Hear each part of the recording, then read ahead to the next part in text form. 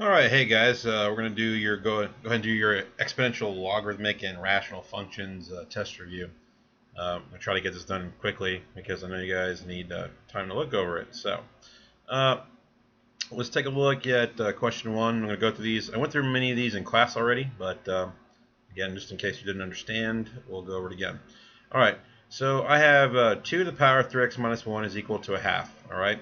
I know from algebra 1 that 2 to the power of negative 1 is equal to 1 over 2 to the power of 1. So subsequently 2 to the power of negative 1 is in fact the same thing as a half. So I can rewrite this as 2 to the power of 3x minus 1 is in fact equal to 2 to the power of negative 1. Now these 2's are the same. Okay, the only way this can be equal then is if these exponents are also the same. So if the exponents are the same, they're equal to each other. So 3x minus 1 is equal to negative 1. Alright, so what we're going to do is add 1 to both sides. This will give me 0 and 0. So that means 3x is equal to 0. And then x will have to be 0. That would be the answer. Alright, so that's your answer for number 1. We'll go on down here. What you should know about ln, okay, we talked about this in class as well. If I say ln of x, that's the same thing as log base e of x. This is the natural log, okay, the natural log of x we call it. All right. Now, it's kind of like saying ln of e is equal to the log base e of e. All right. So what I'm saying when I say this is e to the power of what will give you e? Well, e to the power of 1 will give you e. E to this power will give you e. So that's essentially the same thing as 1. And so is this. ln of e is also 1. ln and e basically cancel each other out when you have this. When you have a situation like this, e to the power of ln, this also will cancel these two things out. So what I'm basically looking at is that x plus 1 is equal to 3. And that means that x has to equal 2. And that's all that is, okay? You have to look out for these things. You get used to it after a while. It's not that complicated. Number 3 was a question we really didn't do in class, but we can go and do it now, I guess. We'll see I have 2 different bases here, which kind of makes this a little different. But what I'm basically going to do is take, I could just take ln of both sides. Say ln of both sides. So log base e of both sides, okay? So if I take ln of this and ln of this, the rule says if I have the log of something raised to a power, that power will move out in front. And the same thing with this power right here. It'll move out in front of this ln. So what I really am going to have is 5x plus 3 times ln of 2. And this is going to equal 2x plus 1 times ln of 3. Or the natural log of 3, some people call it. Okay? Now what I'm going to do now is I'm going to take this and I'm going to distribute it into this parentheses. So what I have is 5x ln of 2 plus 3 ln of 2. I'll do the same thing with this. I'll distribute this into here. And this will be 2 ln of 3 plus ln of 3. Now I'm trying to solve for x, so it makes sense to get all my x's on one side. Alright, so where are my x's x? This is actually the ln of, this is 2x ln of 3 right here. So you make sure that goes down this way. So I'm going to take this x and I'm going to move it to the left and put it along with that one. Everything else will go to the right. So if I subtract 2x ln of 3 from both sides, this is what I'll get. 5x ln of 2 minus 2x ln of 3. This will equal ln of 3. And then I'll subtract 3 ln of 2. Alright. So now I have this on the left side. And I'll factor out these x's right here. So x times 5 ln of 2 minus 2 ln of 3 is equal to ln of 3 minus ln of 2. Okay, we have a subtraction here. So basically what this basically means is that this is ln of 3 over 2. Okay, we also have this going on here. We can go ahead and bring this 5 up here as the power and this 2 up here as the power for 3. So this is kind of like x to ln 2 to the power of 5, and then we have the subtraction here, which means we divide, of 3 squared. It's kind of like saying this. And these are equal to each other. Okay? So that's one way of looking at that. So we can go ahead and simplify this a little more. 2 to the power of 5 is, in fact, what is that? That is 32. I'm guessing here. Yeah, so that's 32. So this is going to be ln of 32 over 9, because 3 squared is 9. And it's x times that. And that's going to equal ln of 3 halves. So now I'm going to divide both sides by ln of 32 over 9.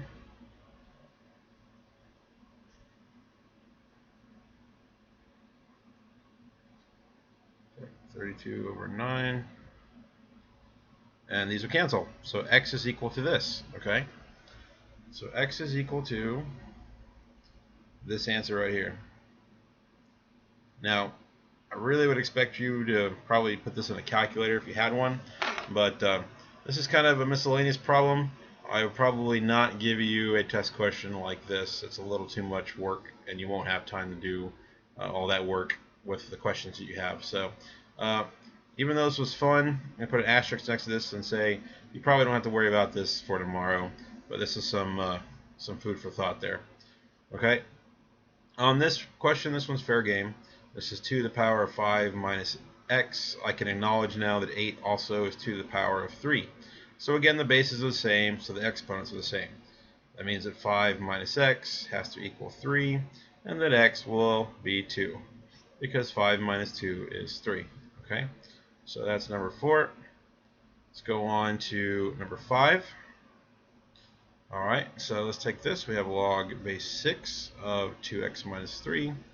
We have a subtraction and the same bases, so we can divide 12 divided by 3. This will be log base 6 of 4. That means that 2x minus 3 is equal to 4. And then 2x will equal 7 when I add 3 to both sides. Divide both sides by 2. So x is equal to 7 halves. That's your answer right there. Alright. Moving on to number 6. 3 will move up here. 2 will move up here. So this is log base 2 of x cubed. And this should equal log base 2 of 3 squared. Alright, so that means that x cubed is actually equal to 9. Okay? So, because we have this is 9 and this is x cubed, they have to be the same. So x will equal the cube root of 9. That's not a rational number, so I'll leave it like that. You could also say this is x to the power, x is equal to 9 to the power of a third. This is also the same thing. Alright, so either one of these answers would be fine. Alright. Alright, let's go on to the next question, if I may. Yeah, right here. Oops, number 7. Alrighty. Again, an addition sign. So the first rule that we did for our logarithms, and I'll give you the rules for the test, okay? You don't have to worry about those. But this means to basically multiply these because we have the same logarithm base of e. So this is ln of x times x plus 6 is going to equal, this number will be the power of 9. So we could say this is ln of 9 to the power of a half. Alright, let's go ahead and distribute this here. So this is ln of x squared plus 6x. 9 to the power of a half means the square root of 9, guys. Alright, you should know that from algebra. So this is ln of 3, because the square root of 9 is 3. So what I'm saying now then basically is that this is equal to 3. Alright, if I subtract this 3 over here, let's go ahead and pretend like we're actually going to do that. I'll get 0. This is right here. There are no factors of -3 that add to make 6, okay? 3 is prime, and it's 3 and 1, which don't make 6. So This is not factorable, so we're not going to do it this way. We're going to instead complete a square. We're going to say x squared plus 6x, and then we're going to add a blank to this left side right here. Right here, we're going to put a blank. And this is going to equal 3 plus blank. Okay? What's going to go on the blank is we're going to take half of this middle number right here, half of 6, which is 3. Okay? So we're going to take half of that, which is 3. Okay? And then we're going to square it. And that's going to go right here. Alright? So this is going to become 9. We're going to do the same thing. If we add 9 to this side, we have to add 9 to that side. So what I've done now is I've taken this whole thing and made a completed square out of it. Alright? So this is x, and half of positive 6 is positive 3, all squared. In other words, if I multiply x plus 3 by itself, this is what I'll get. Okay? And this will equal 3 plus 9, which is 12. So now the next step is to take the square root of both sides. This will cancel out my square. So now I have x plus 3. The square root of 12, I'm going to write up here, the square root of 12 is the same thing as the square root of 4 times the square root of 3. The square root of 4 is 2, guys. So it's going to be 2 times root 3. So when I take the square root of 12, what I'm actually going to call it is plus or minus 2 root 3. Okay? Now to get x by itself, I'll just move this 3 over here and make it negative. It's like subtracting it from both sides. So basically your answers are negative 3 plus 2 root 3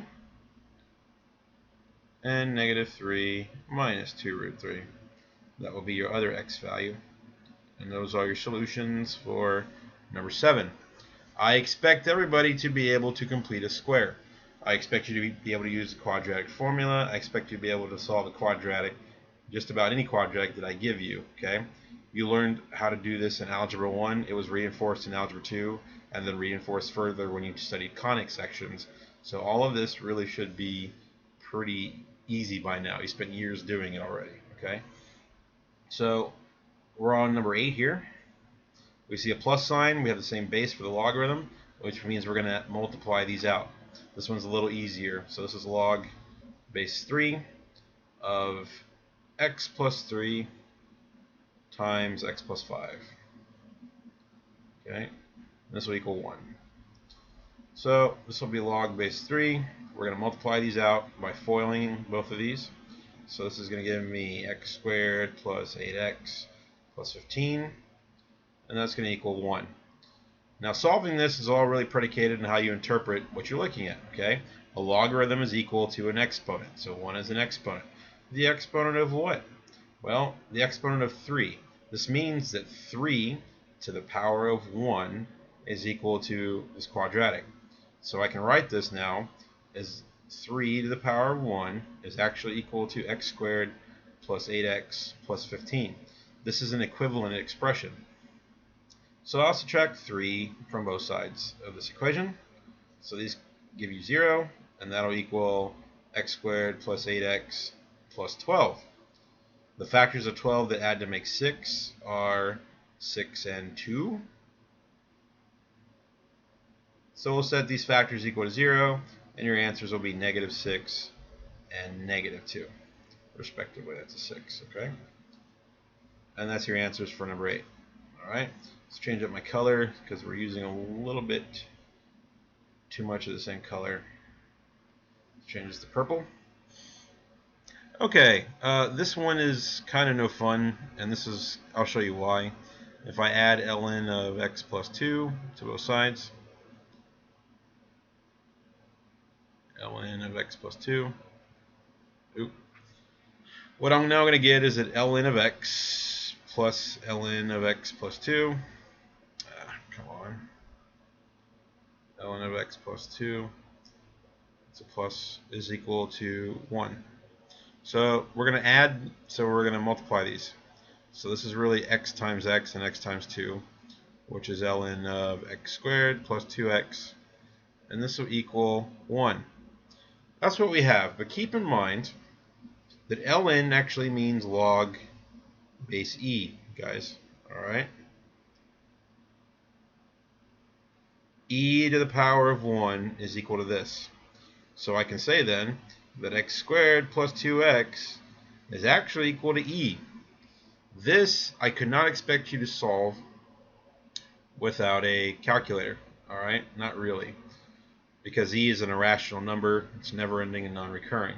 So if you had a calculator, we'll go ahead and do that. Because I do, I think.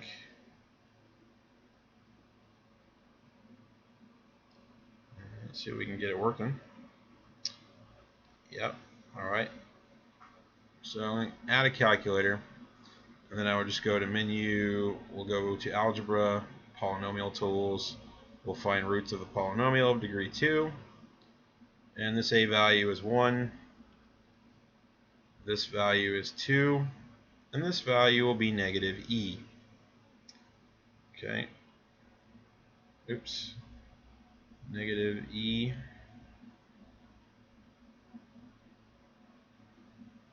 Doesn't like that.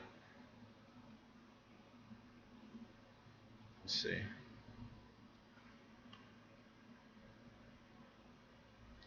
Alright, let's see if that lets that work out here. Alright, so it approximates E to 2.718828. So if I hit enter, your answers will be here and here. Okay, I'll give you two solutions, and these would actually be your real answers for that question. But like I said, I won't give you one that you can't solve by hand, not on the test. Alright, so here we go to the next question. Let's open that up, and we'll keep going through this.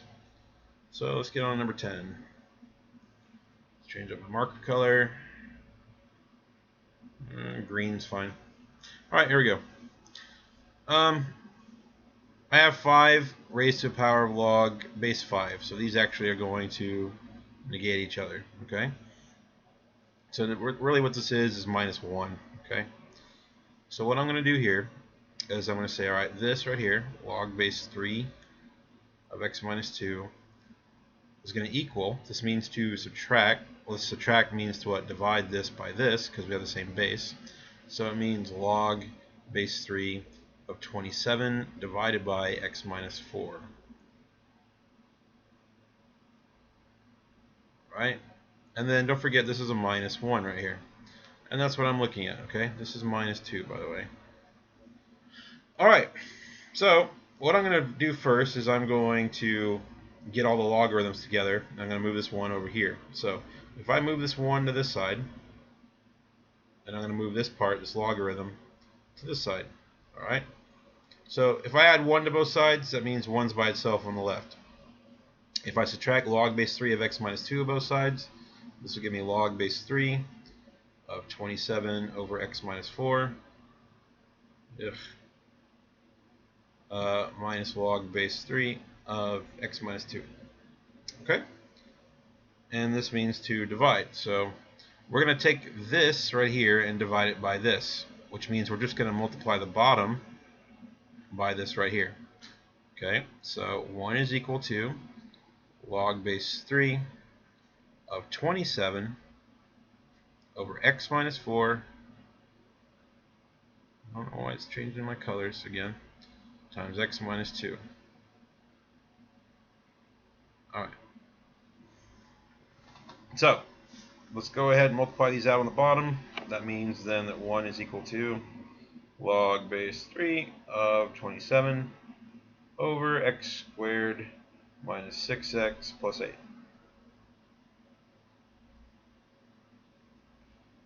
Alright. Now let's interpret this logarithm again. 3 to the power of 1. If you know how to read a logarithm, 3 to the power of 1 is equal to this stuff right here. So it's equal to 27 over x squared minus 6x plus 8. Alright. And what I'm going to do is multiply both sides by this stuff right here. Okay? I love skipping steps here because I'm running out of room, but I don't want to confuse anybody, so I'm going to say x squared minus 6x plus 8, and this is going to cancel with this, and I have to multiply this side as well. And this is going to be multiplied by 3, okay? This is going to equal this. So this is gone, this is gone. Now I'm going to take this and divide both sides by 3. So we got 27 divided by 3. These 3's will cancel. 27 over 3 is 9. So basically 9 is equal to x squared minus 6x plus 8. Alright? Alright, so I'm going to go back and erase here and give myself a little more room, because I am running out. I don't have any extra scratch paper like you will have. And I'm going to keep going. Alright, so let's rewrite this again. I have 9 now is equal to x squared minus 6x plus 8. Alright, so what I'll do is, if I subtract 9 from both sides, I'll get negative 1. And there are no factors of negative 1 that will add to make negative 6. So what I'll do instead is I'll subtract 8 from both sides, and I'll get 1 here. And this will be gone. So 1 will equal x squared minus 6x, and then I'll add a blank to both sides. And what's going to go in the blank when I complete a square? What is half of negative 6? Negative 3. And negative 3 squared will be 9. So we got 9 plus 1, which is 10. And that's going to equal this completed square right here. And this completed square is x minus 3 all squared, because negative 3 is half of negative 6. Alright, so I took the square to both sides. So these are canceled out here. So x minus 3 is equal to root 10. Then it's plus or minus root 10 really. And then I'll move this 3 over here and make it positive. So your answer will be 3 plus or minus root 10. A lot of work, really, okay, to do that one, but we got it. And we'll move on to the graphs. So we're done with the solving logarithm problems. Okay, the graphs are pretty straightforward. This right here, we have a product which we can split. So it's log base 4 of 16 plus log base 4 of x. So what I'm saying here is, what do you raise the power 4 to the power of to get 16? Well, I know that 4 to the power of 2 is 16. Therefore, this is all the same thing as 2. Alright, we've done this in class as well. So now I have this graph right here, and I can make a chart. Okay, so what I'm going to do here is I'm going to make a t-chart, and the first value I'll plug in is 0 for x. So if this x were a 0, hypothetically, what I'm saying then is that 4 to the power of what will equal 0. That's what I say if I make x a 0. 4 to the power of what will give you 0. Well, there is no power that you can raise 4 to the power of to get 0. No such thing, so this won't be defined. It's undefined. For this reason, many logarithms typically have a vertical asymptote. Logarithmic functions have a vertical asymptote on the y-axis. Okay? Because there's no way that x can be 0. Right? Because there's nothing I can raise 4 to the power of to get 0 when you have the x sitting there. So we'll put that there, and then we'll say, okay, 1. Alright, fine. So 4 to the power of what will give you a 1? 4 to the power of 0 will give you 1. So 4 to the power of 0 will give you 1. So this whole thing will be 0. This will be 0. And what is 0 plus 2? That's 2. Alright, so we got a point. Now we're going to plug in, let's make x a 4. Alright. 4 to what power will give you 4 here? 4 to what power will give you 4? 4 to the power of what will give you 4? This answer will be what? This will be 1. 4 to the power of 1 will give you 4. So this whole thing becomes 1. 1 plus 2 is 3. So that's enough points here. I have 2 points really. 1, 2, and 4, 3. So I go 1, 2, over 4 and up 3. This graph will come down. Let's change color here. This graph will come down this way, hit these points, and then not cross the asymptote, but it'll go downward and never reach it. Okay, so this goes down forever like that. So your graph will look something like this. That's the answer for number 11. Okay, let's go on to the next question, and let's do number 12. All right. So taking a look at this. All right. we have this number out front, so we're going to bring it over here and make it the exponent for x. So we can say f of x is equal to log base 3 of x to the power of a third, if you like. And then we'll do another t-chart very quickly.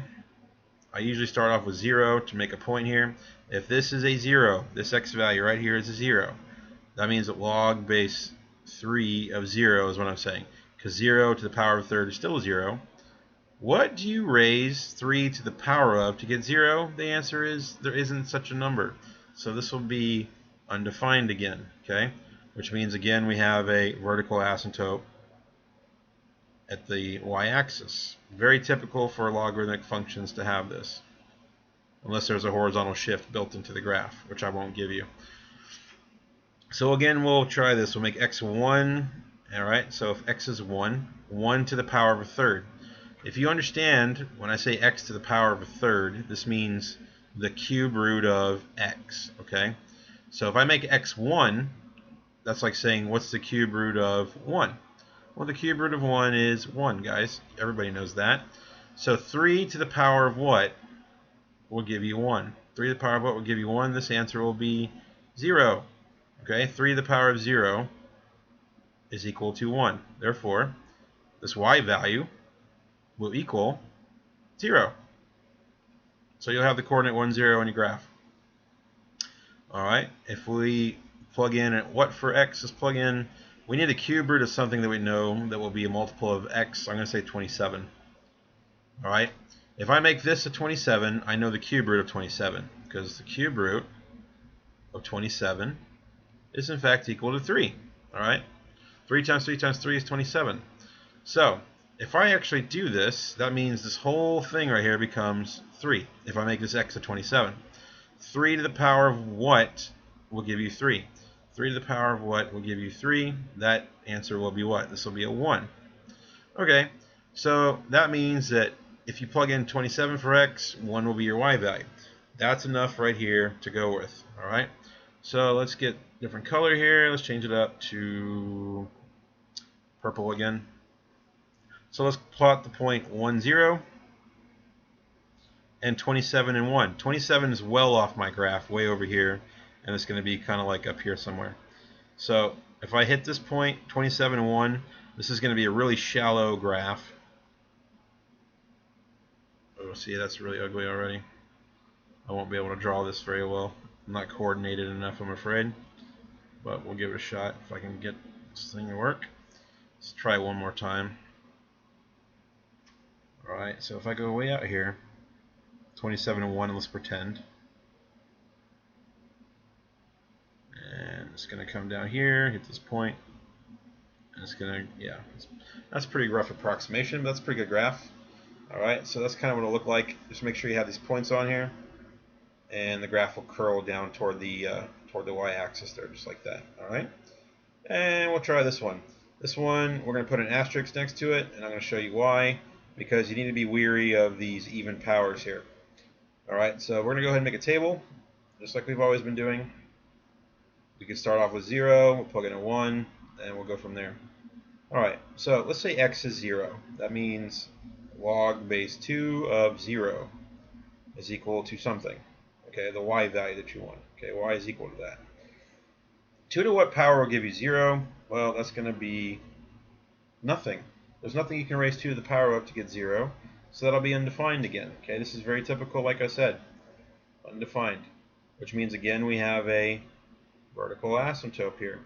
There is no power you can raise 2 to the power of to get 0. No such thing. So you have a vertical asymptote here again. If you make this x squared a 1, then this is 1 times 1, which is now log base 2 of 1. What do you raise 2 to the power of to get 1? That answer will be 0. 2 to the power of 0 is 1. 2 to the power of anything is 1. Okay? Let's make this x a 2. So we'll say x is 2 and we square it. So now this is log base 2 of 4. What do you raise 2 to the power of to get 4? That will be 2. 2 to the power of 2 is 4. So the y value is 2, the x value is 2. So we'll get 2 and 2.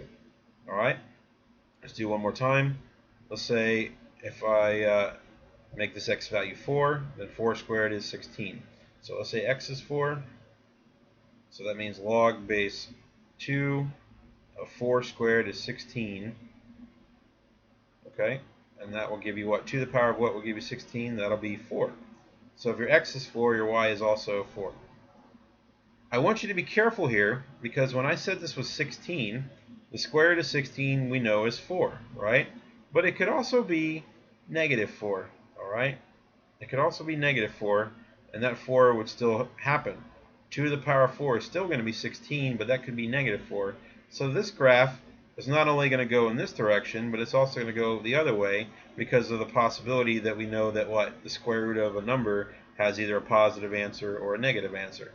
Okay, so we could say this is 2, but we could also say this will be possibly negative 2.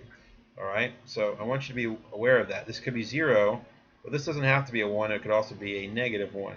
So these all these points could also go in the graph. So let's plot what we have. We got 1, 0. Here we got negative 1, 0. We got 2, 2. We got negative 2, 2.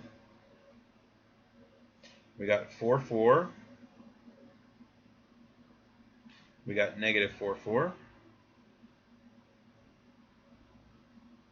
And what's going to happen is that your graph will come down this way.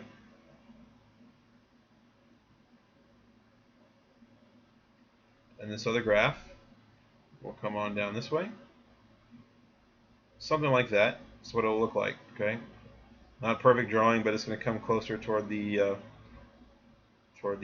this asymptote in the center, but not reach it. These two segments of the graph will not touch. So the graph will look something like this. You would give credit for that.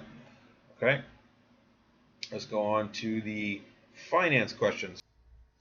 All right, we're going to jump over to number 14 here, the first finance question. Okay.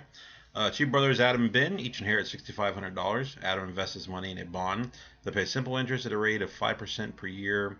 Ben invests his money in a bank that pays compound interest at a rate of 4.5% per year.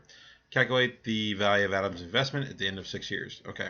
Adam is using simple interest, is what it says, at this interest rate right here. So we're going to use the simple interest formula, which I'll give you on the test. And it's going to be A is equal to P times 1 plus RT. All right. Okay, so what this is going to be is P is your principal, $6,500. It's going to be 1 plus, the interest rate is 5%, so it's going to be 0.05. And then T is the number of years, and that's going to happen for 6 years, so this is going to be 6, okay? And then we're just going to use the calculator to hash this out. Let's do that. I've already done it right here. It's this formula, and this is going to be 8,450. All right, so let's get that answer in. $8,450. All right, that's the answer for part A.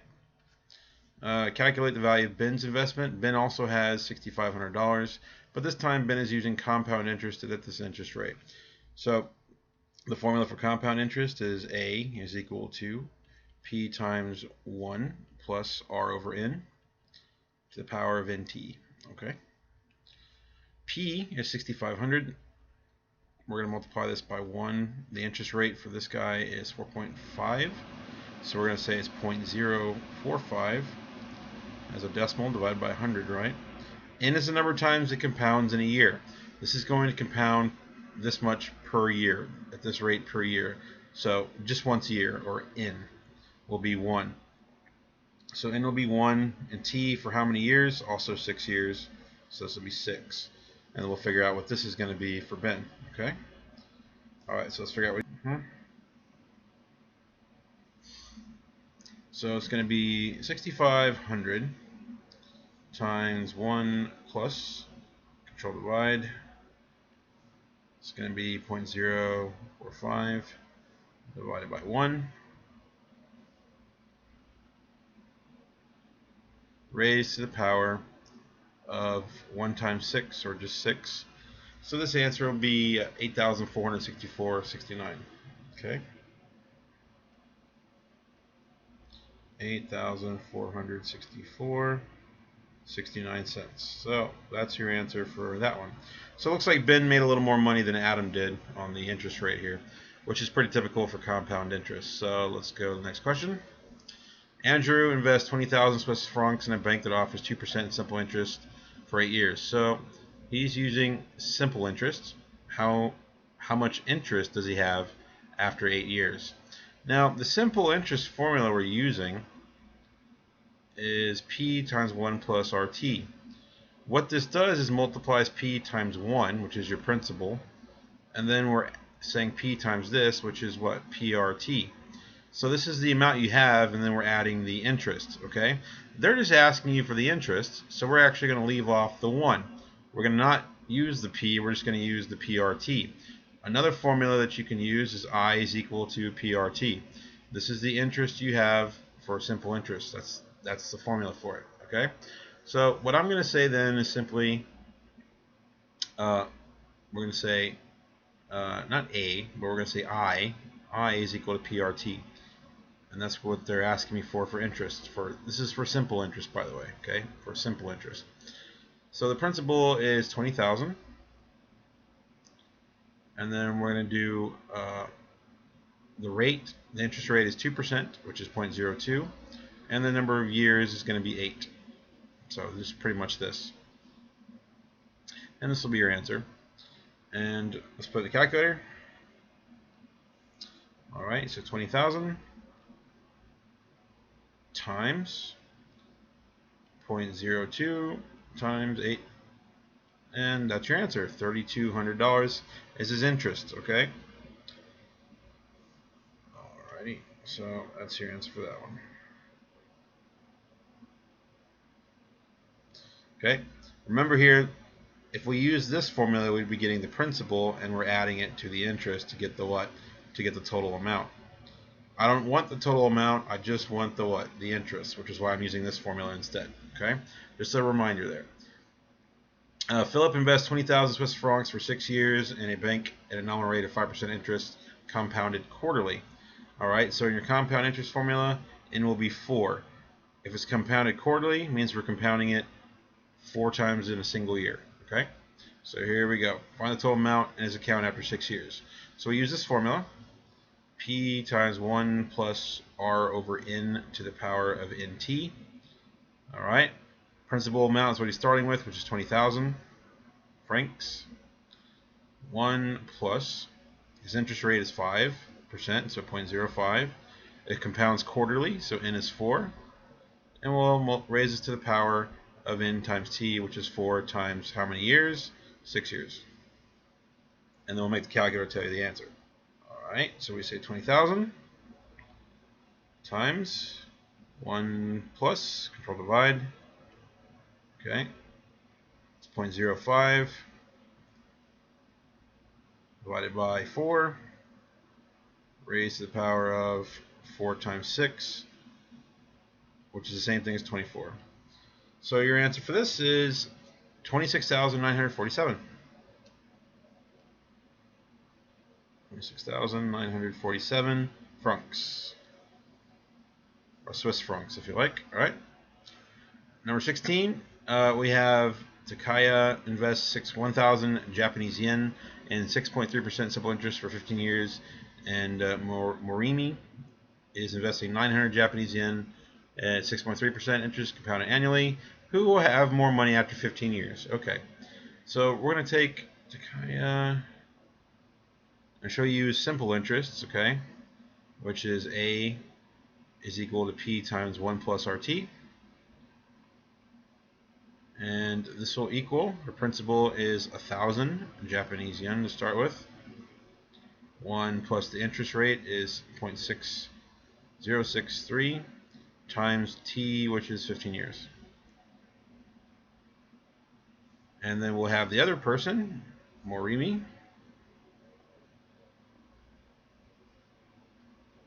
And hers is a compound interest formula, compounded annually, so once a year.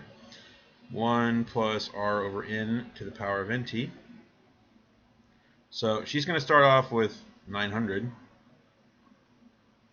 1 plus 0.063 compounded once a year to the power of once a year times 15 years.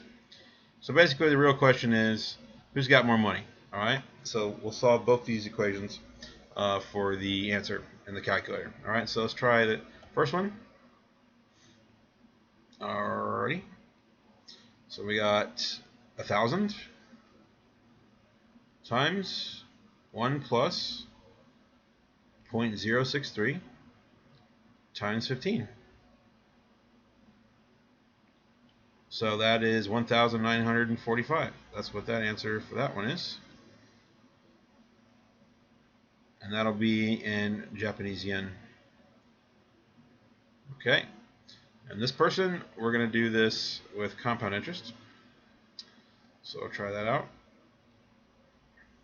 But they only start out with 900.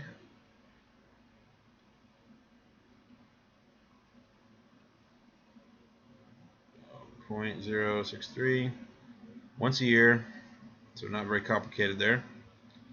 Raised to the power of n times 15. So they'll make a good bit more. We'll say this is going to be 2,250.31.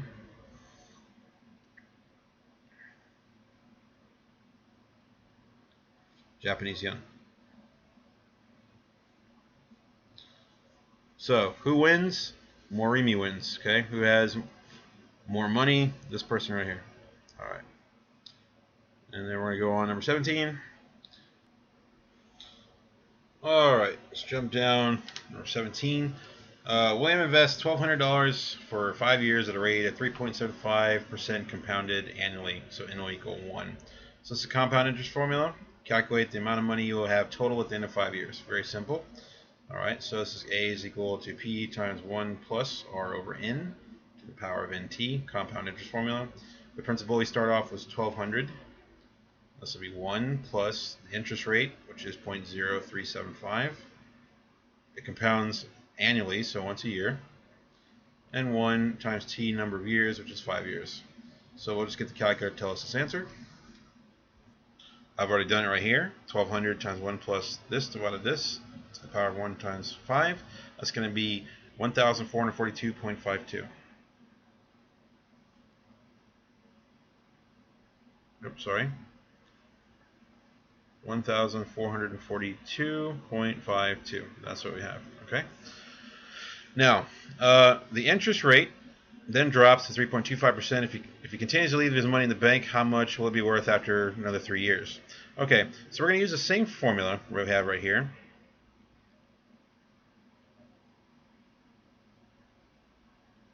But this time, your principal is not going to be 1,200. It's going to be this, what you started with here.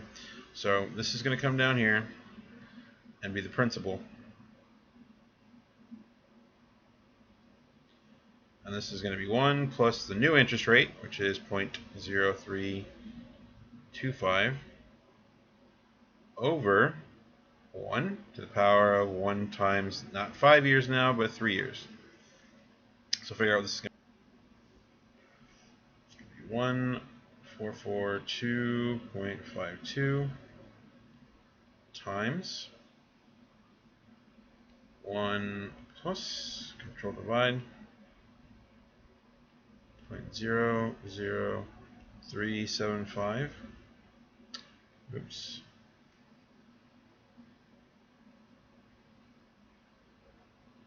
That's not 7.5 now, it's 2.5, isn't it? They changed the interest rate, so it's 2.5. And they're raising this to the power of 1 times 3, so 3 years. This will be 1,587.79 cents. So 1587.79. Alright, last finance problem, number 18.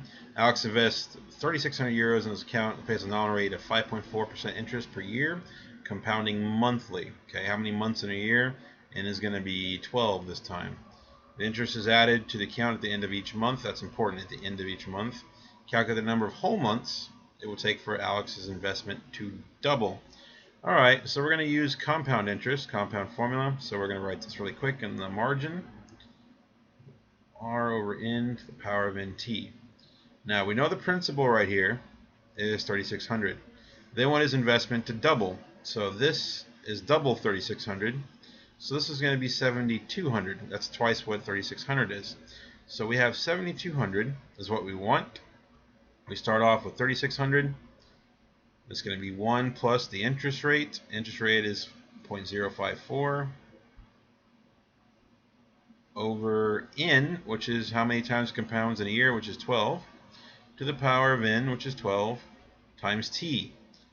Now the only thing we don't know in this equation is t, and that's a time, and they're asking me for this in months. T is always going to be in years for this formula, but if I want months, I'll just multiply the years by what? Well, 12, as it turns out. So what I really am after is this part right here. Take the years, multiply it by 12, and it gives you the months. So I want the 12t. Alright, so I could try to solve this. Let's change the color up a little bit, and what I really want to do first is divide both sides by 3600. As I cross out, this is going to give you 2. Okay? So what I'm now going to say, and this right here, if I add this together, or sorry, divide this, it's going to give me 0.0045. So if I add this to 1, it's going to give me 1.0045. So this is going to be rewritten. This is 2. This is going to equal 1 plus this, which is 1.0045, all raised to the power of 12t. Now to get that t, or that 12t that I want, let's change this to green. I'm going to look at this base, and to get rid of it, I have to take the log of that base, 1.0045 of 2. And the same thing, log of 1.0045 of this, of all of that. This and this are going to cancel out. So what I'm basically telling you is in my answer, which is the number of months, is 12t. This is the answer right here. Is going to be log base 1.0045 of 2. So let's just figure out what that is, and that's the answer. Okay, so make the calculator do that. We're going to go to control log base 1.0045 of 2.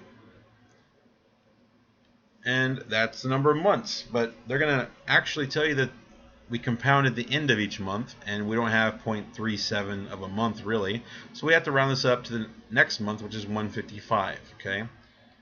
Because it happens at the end of each month. So this is going to be really, this answer is 155 entire months. Alright, so that's the answer for that. Next question, calculate the value of his investment after 9 years. Remember, he started with 3,600 euros. So we use the same compound interest formula again. A is equal to P times 1 plus R over N to the power of NT. So P is 3,600 times 1 plus his interest rate is 0.054 over 12 months, 12. This is for 9 years. So basically they want to know what this is equal to. Okay, let's go there.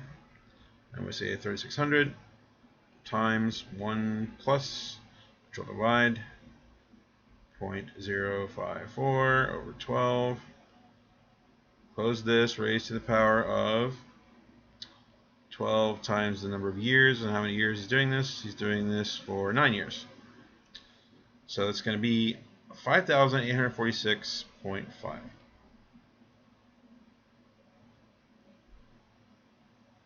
Okay, that's the value's investment after that. There should be one more part to this question. Find the simple interest rate, the rate of simple interest. So we're finding a rate per year that would give the same value for 9 years. Simple interest is this formula. They want this value to be the same. So they want A to be this value right here. And the principal is the same. It's 3,600. So we're going to say this. 5846.5. So equal 3,600. 1 plus the interest rate, which you don't know. With the number of years, T is 9. So this is going to be 9R. We have to find this, solve this equation for R. It's the only thing I don't know. I want the interest rate. Okay. So we can use a calculator to figure this out. It's just solve it, I think, the easiest thing to do. So I'm going to go to menu, algebra, numerical solve, and I'm going to say, all right, this is 5846.5 equals 3,600 times 1 plus 9r. And we'll solve this equation for r. And it says this. So if you multiply this by 100, this interest rate is actually 6.93. 6.93%. That is your answer. Okay, that's your rate of interest. All right.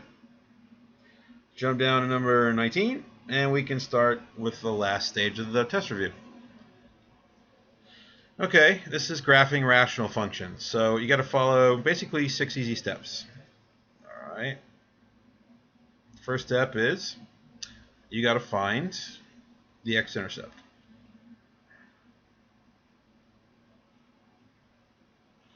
Second step, find the vertical asymptote. Third step, find Y-Intercept.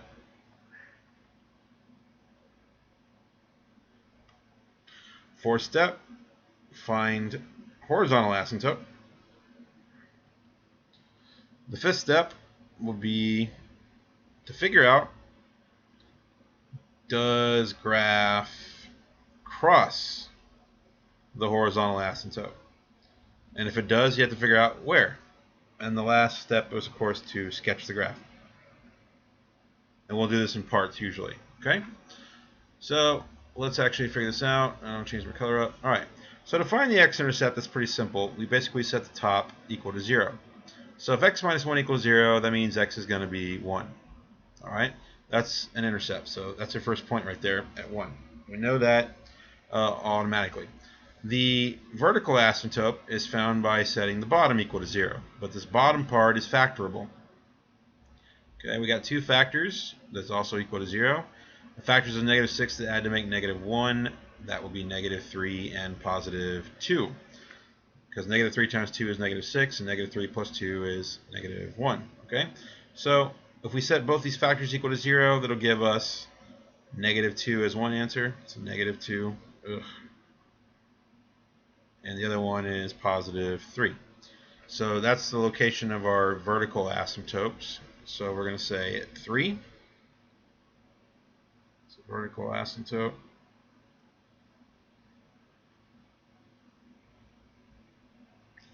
And at -2.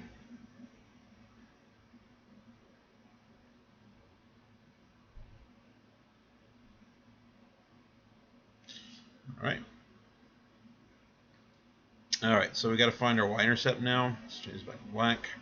The Y-intercept is pretty easy to find. What we're going to do simply, let's erase this mess that I'm making here.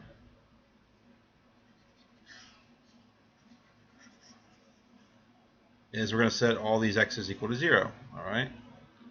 So let's go back to my pen. If this is a 0 and this is a 0 and this is a 0, then I have -1 over 6. Which is -1 over -6, which is 1 over 6. So 0, 1 over 6. 0, 1 over 6 is just above 0 right there. It's about right there. This point right here. Okay. Let's find the horizontal asymptote. There's a rule for that. And we should go over all the rules in this review, I think. All the rules you need to know anyway. Okay, what I notice here is that this is the power of 1 and this is the power of 2. The biggest power is on the bottom, which means the bottom part of this graph will grow faster than the top. So basically this y value is approaching 0 because the bottom is getting bigger than the top. So whenever you see the power on bottom bigger than the power on top, we say that the horizontal asymptote will be at y equals 0. All right, which is going to put us here on the x-axis. Y equals 0 is right here. All right, so there's a horizontal asymptote. Now, a rational function is allowed to cross a horizontal asymptote, only a horizontal asymptote, and it can cross it once. Does this graph cross the horizontal asymptote? The answer is yes, because we have a point right here where that happens, and we already know what that point is. Okay, that point is at 1, 0. Okay, it's the same thing as my x-intercept. Okay, so now the only thing we can do now is sketch the graph. Now we know this x value right here is -2, and this x value right here is 3. So I need to find a value somewhere in this range right here, on this side of the graph, that's less than -2. Okay, so I can just pick any random value I want, and I could say, let's just call it -4. All right. So I'm going to plug -4 into these x's, every one of them, to figure out what the y value is going to be with this. Okay. So -4 minus 1, this will give me -5. -4 squared is 16. 16 minus a -4 is 16 plus 4, which is 20. And 20 minus 6 is 14. Okay? So it's -5 over 14. That's a negative value, and it's not very big. It's about a third almost. So at -4, 1, 2, 3, 4, it's a negative value, and it's about right there. Okay, it's not very good. So we're going to have a point here. We know there's a point here, and we know there's a point here. And let's go ahead and figure out a point that's bigger than 3, so we can have this part of the graph as well. All right, so let's use +4. All right, so let's try this again. We're going to plug in these values again. Oops, I didn't actually switch the eraser like I thought. And let's go back to my pen. So if I plug in 4 here, 4 minus 1 is 3. 4 squared is 16, minus 4 is 12, minus 6 is 6. 3 over 6 is the same thing as a half. Okay, so we got 4 and 1/2 as the next point. So from here I go over 1, 2, 3, 4, and right here. So what I know is that there's a horizontal asymptote here and a vertical asymptote here. So I'm going to change my color when I graph this. This graph cannot cross either asymptote except for the horizontal asymptote once, but that's going to happen exactly right here. So it's never going to cross this again. So because it can't cross these asymptotes and there is a point here, this graph is going to approach the asymptotes but never actually cross them. So we're going to get closer to it. We're going to hit this point like I said, and then we're going to fan down. Oops, we're going to come down kind of like this. All right. This is another point we're going to hit, and this is going to do the same thing, except up here. Can't go past the asymptotes, but I can get closer to them. This graph is a little different because I know it's going to hit this point, and it's going to go through the horizontal asymptote right here in the center. So it's going to go downward as it goes through here, and it's going to snake in toward the asymptote. So what's going to happen actually is going to do this. It's going to hit this point and snake downward like this. And I can't draw very well, but it's going to look something like that. That's kind of what your graph does for number 19. Okay. If you had a calculator, you could plug this in, but your graph would look very much like this when you plugged it in. Okay. So let's go on to the next question. Number 20. All right. This one, we're going to follow the same steps. The first step is to find the X-Intercepts, which means you set the top equal to 0. So if I say x squared is equal to 0, that means x will be 0. That is your X-Intercept. That's right here at the origin. Okay. Second step is to find the vertical asymptote. We do this by setting the bottom equal to 0. Okay. Well, this bottom is again factorable, like I said. Factors of -2 to add to make -1, and that's going to be x minus 2 and x plus 1. So your vertical asymptotes, if you set them both equal to 0, these factors, it'll be 2 and -1. Alright, so let's go ahead and change my color and put the asymptotes down at 2 and -1. So -1, there'll be an asymptote, and there'll be 1 at 2. Alright, moving on.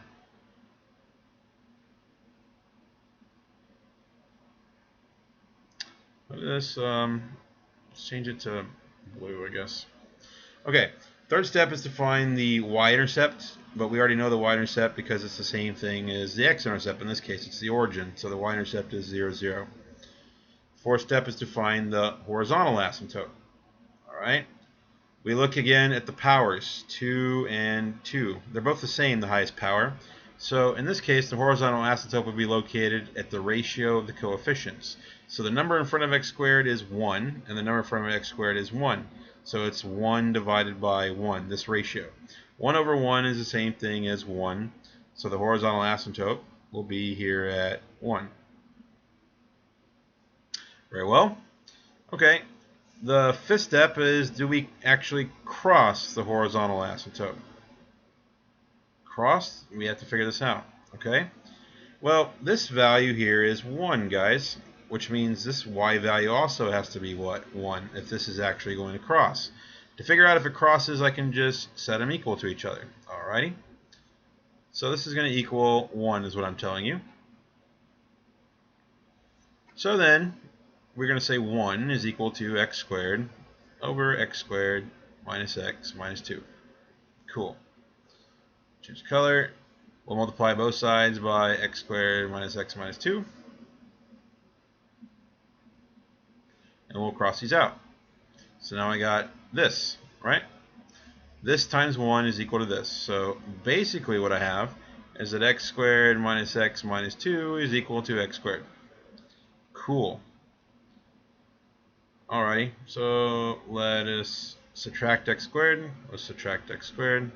This is gone, this is gone. Now negative x minus 2 is equal to 0. So x is equal to negative 2. That's the location where the horizontal asymptote will be crossed by the graph. And remember, you can only cross the horizontal asymptote once. And that's going to happen here at negative 2. So this point right here is where it's going to cross. We'll make that a purple point to mark the graph. That's going to cross right there. So we got 2 points on the graph. Okay. What else? So now all we can do now is sketch the graph. So this is negative 1, this x value right here. This x value is 2. I need a value that is less than negative 1. Okay? Well, alright. Let's just pick another value that's also less than negative 2 since we have that point there. So I'm actually going to pick, let's leave this pen. I'm going to pick negative 5. Alright? So I'm going to plug negative 5 into all these x's, basically. So negative 5 squared is 25. And then we've got negative 5 squared again, which is 25, minus negative 5. So it's 25 plus 5, which is 30. And 30 minus 2 is 28. So if I plug in negative 5, I'll get 25 over 28 as my y value. Alright? That's less than 1, okay, but not much less than 1. So it's going to be 1, 2, 3, 4, 5. This is telling me, though, this is kind of decreasing some. What this graph is actually going to do is it's going to come form this asymptote, can't cross the y. It's going to hit this point, come a bit lower, and then actually it's going to go back up toward this asymptote without crossing it. That's what it's actually going to do. Okay? It's kind of an interesting looking graph. We'll pick a value also that's bigger than 2, so let's pick positive 5, why not? We'll get 25 again, and this will be 25 squared, which is 25, minus 5, which is 20, minus 2, which is 18. So 25 over 18 is a little bigger than 1, okay? So at 5, 1, 2, 3, 4, 5, it's going to be a little bit bigger than 1, but not so far that it's at 2. So it's just going to be just a little bit higher than 1. It's going to be right here. And then this graph is going to come through here and not cross the asymptote. This graph won't cross the asymptote because you can only cross it at what? At 1 point. And there it is right there. Vertical asymptotes can't be crossed, so I have to figure out what this graph is going to do. So I want to figure out what this is going to do. Let's pick a point here, like right here. Let's not put a point down there. That's not true. Let's pick a point here at where the value here is 1. Okay. So if I plug in 1 for one of these, all these x's, all right. Let's erase here because I'm running out of space as usual. All right. And let's say I go with 1 again. So if I plug in 1 into all these x's, 1 squared is 1. 1 squared is 1 minus 1, which is 0 minus 2. So this is negative a half. So this is negative. At 1, it's going to be actually down here at negative a half, which is right here actually. Okay. And it looks like I inadvertently put a mark there that doesn't belong. So I'll erase it. So that's what we actually have. Okay. Okay, on this side, okay, we need to figure out, is this graph going to come up this way? We can't cross what? This asymptote because it's already crossing here, so it can't go up really. So what's going to happen is it's going to come up here, hit this point, and this actually going to subtly turn back down. Can't go past the asymptote, it has to go somewhere. But it can't go across the blue line because you can only cross the blue line once, and that's happening right here. So this is what your graph actually looks like. And this is a terrible sketch, but if you graphed it in a calculator, it would look pretty much like that. Alright, looking at number 21 here. First step is to find the x-intercepts. So the top here, we'll set it equal to 0. This is a difference of squares. It's x plus 3 times x minus 3. So what we're going to say here then is that your x-intercepts are going to be negative 3 and 3. Which you can plot right now. Negative 3 and 3 on the x-axis. Second step is to find the vertical asymptote, which you'll get by setting the bottom equal to 0. So if 2x minus 4 equals 0, then x is going to equal 2. So you have a vertical asymptote at 2, right there. Alrighty, cool. Alright, let's keep going through this. Third step is to find the Y-intercept, okay? We can find the Y-intercept simply by making all the x's 0. So that's a 0, that's a 0. So it's going to be negative 9 over negative 4, which is 9 over 4. 9 over 4 is, it's a little more than 2. It's about 2.25, so it's going to be right about here. Okay, just a little higher than, I'm sorry, not right there. I just did that as 1, which is unfortunate. Okay, let's try that again. It's going to be 2.25. It's about right here, actually. Okay. All right. Number 4. That's going to be your horizontal asymptote, except we don't have one. This is going to be a slant asymptote this time. I can tell because the power on top is exactly 1 higher than the power on bottom, which means I have a slant asymptote. And how I find that is, since I have my vertical asymptote 2, I can now make a synthetic division with the vertical asymptote and the top. So that's 1x squared plus x, which is 0, minus 9. And then we'll do synthetic division. Bring the 1 down. 2 times 1 is 2. Add. 2 times 2 is 4. Add straight down, negative 5. This remainder, negative 5, I don't really care about. This is what I want right here. This 1 and this 2, which means 1x plus 2. That's the equation of your vertical asymptote. I'm sorry, your slant asymptote. So we graph it like we would any line. That's the y-intercept, which is 2. And then we go up 1 over 1 because the slope is 1. Up 1 over 1, up 1 over 1, up 1 over 1. And this way. Okay. And now we have enough information to graph. Okay, so we're going to do this. We have to hit this point, and we can't cross these asymptotes. So we're going to go hit this point, and move up that way. And then we're going to come up here. We're going to hit this point, and then move out toward the asymptotes again. So the graph looks something like that when you graph it. Okay, calculator will be a little more exact, but you don't get to use one for this portion of the exam. So for number 22, this is the last step. This one's probably the hardest one. This is going to be the x-intercept. We set the top equal to 0. So I'm going to erase some of this stuff that I put here just for the sake of space. And we get that. So I'm going to say the x-intercept, we'll set the top equal to 0. The top factors into x minus 1 times x minus 1. All right. Negative 1 times negative 1 is positive 1. Negative 1 minus 1, negative 2. So the x-intercept is 1.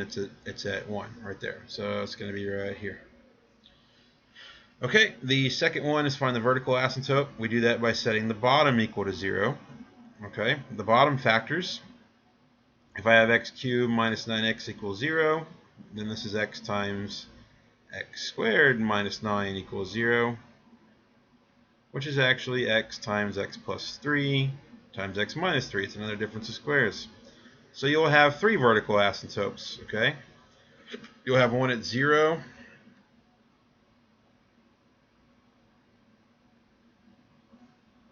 One at negative 3,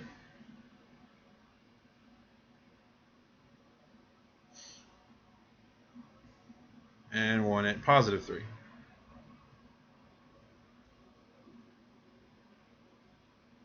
Cool. All right, and then we'll jump on to the next step, which is step 3, find the y-intercept. Well, if you make all these x's 0, this x, this x, this x, this x, this doesn't have a y-intercept because the bottom would equal 0, and you can't divide by 0, so there is no y-intercept. And that's apparent because the vertical asymptote is stuck on the y-axis, and you can't cross it anyway, so that's pretty obvious anyway. Alright, so let's take a look. Yeah, let's go on to step 4. Step 4 says you got to find the horizontal asymptote, HA. We accomplished this, alright, by looking at the powers. The power on top is 2 and the power on bottom is 3. Because the power on bottom is bigger, automatically the horizontal asymptote would be at 0. Alright, so right across here. Now the next thing I'm going to say is for step 5, does HA crossed? The answer is yes, because I can see there's a point stuck on it right there on the asymptote. So it's going to cross there actually at 1, 0. And then the step 6 is to sketch it. Now sketching the graph, this is going to be the challenging part. We know this coordinate right here is -3, this will be 0, and this is 3.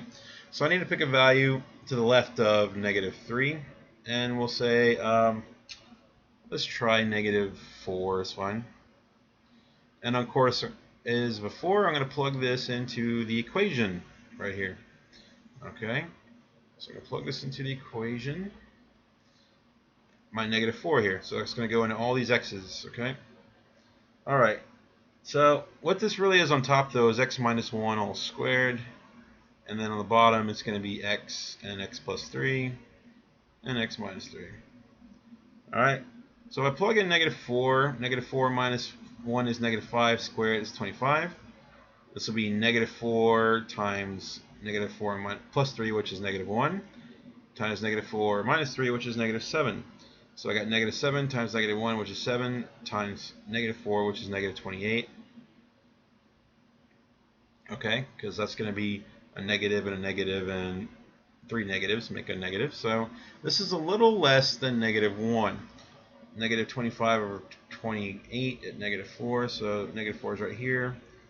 It's going to be a little less than -1, so it's actually going to be right here-ish, which means we can't cross these asymptotes. It can only cross the horizontal once right there. So it's going to come closer to them, and it's going to curve out that way. Cool. Alright, let's go this way. With 4, I'm going to plug 4 into these x's again. Okay, so I'm going to erase a little bit, clear this up, and we're going to try this game again. Alright, 4 minus 1 is 3, square it, it's 9. 4 times 4 plus 3 times 4 minus 3. Okay, well, 4 minus 3 is 1. This is going to be times 7, which is 7, and then times 4, which is 28. 9 over 28 is not very big. It's bigger than 0, but it's less than 1. So it's going to be kind of like right here. And this is going to look like this. We can't cross the asymptotes, but we get closer. We hit that point right there, and then we go this way. Alright, so now we have to figure out the space in between here and the space in between here. So value between -3 and 0. We'll say -2 will work. Alright, so we're going to try that one. And figure out a value for that. Alright, so -2 minus 1 is -3 squared, which is 9. We got -2 times -2 plus 3, which is 1, so -2. And then -2 minus 3, which is -5.